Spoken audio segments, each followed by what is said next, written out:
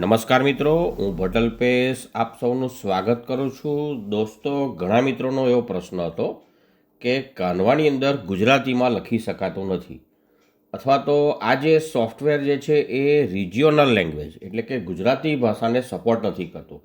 મિત્રો, ખૂબ સહેલું છે. ચાલો જોઈએ કેવી રીતે ગુજરાતી ભાષા જે છે આપણે એનો ઉપયોગ કરી શકીએ કાનવામાં.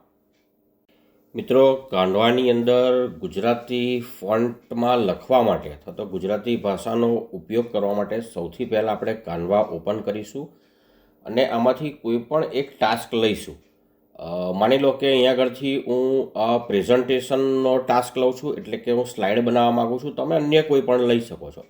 ચાલો હું પ્રેઝન્ટેશન પર ક્લિક કરું છું એટલે આપણી પાસે સરસ મજાના ટેમ્પલેટ્સ આવશે. તમે અહીંયા આગળ જુઓ કે અહીંયા આગળ પ્રીમેડ કાનવાના પોતાના સરસ મજાના ટેમ્પલેટ છે. આ બધા જ તમે ફ્રીમાં યુઝ કરી શકો છો. હવે આમાંથી હું કોઈ પણ એક રેન્ડમલી પસંદ કરી લઉં છું. આમાંથી માની લો કે હું આને પસંદ કરું છું. તમે કોઈ પણ પસંદ કરી શકો છો. હવે મારે અહીં લખવું છે. લખવા માટે સ્વાભાવિક છે મારે જોઈશે ટેક્સ્ટ, પણ ટેક્સ્ટ લખવા માટે મારે જોઈશે ગુજરાતી ભાષા. તો સૌથી પહેલાં આ લખ્યું છે એમાંય લખી શકાય, અથવા ચાલો હું આને કાઢી જ નાખું છું.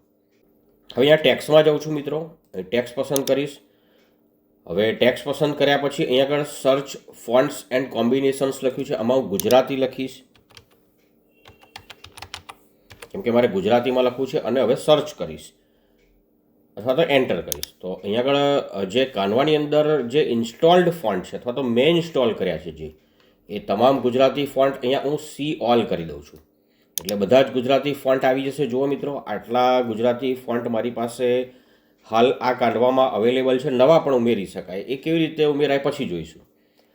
તો સૌથી પહેલાં મારે ગુજરાતીમાં લખવું છે, તો આપણું જે કીબોર્ડ છે ગુજરાતીમાં ઇનપુટ આપીશું, એટલે કીબોર્ડ પસંદ કરીશું. અત્યારે ઇંગ્લિશમાં છે જુઓ, તો હું આમાંથી ગુજરાતી પસંદ કરી લઈશ. Gujarati input Indic 3. અને હવે આમાંથી હું કોઈ પણ એક ફોન્ટ પસંદ કરીશ. માની લો કે હું મોગરા પસંદ કરું છું, તો અહીંયા આવી ગયું છે જુઓ મિત્રો. અને હું ડ્રેગ કરીને જરા મોટું કરી દઈશ અને અહીંથી હું ખસેડી પણ શકીશ. આ રીતે જુઓ, આ રીતે અને આપણે અહીંથી ખસેડી શકીએ છીએ. ચલો જરા એડજસ્ટ કરી લઈએ આમ. અને હવે આની અંદર હું કંઈક લખવા માગું છું. હવે હું કીબોર્ડથી લખું છું નમસ્કાર. તો જુઓ મિત્રો, સરસ મજાના ગુજરાતીમાં ફોન્ટ આવી ગયા છે.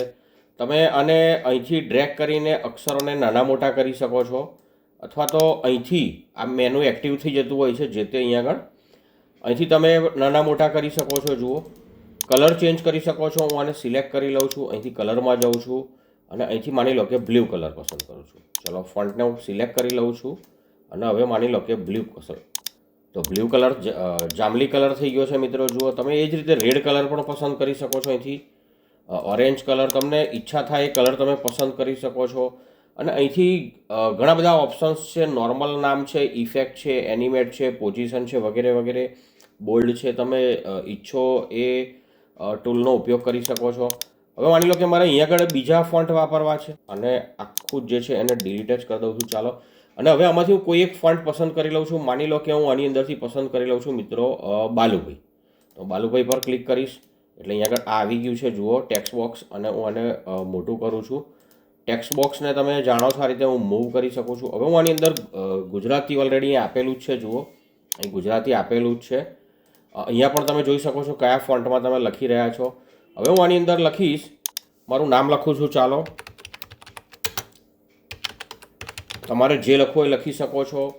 પછી કલર બદલી શકો છો. આ ફોન્ટને આ રીતે મૂવ કરી શકો છો, એની પોઝિશન સેટ કરી શકો છો. તો આ રીતે તમે કાનવાની અંદર ગુજરાતીમાં પણ મિત્રો લખી શકો છો.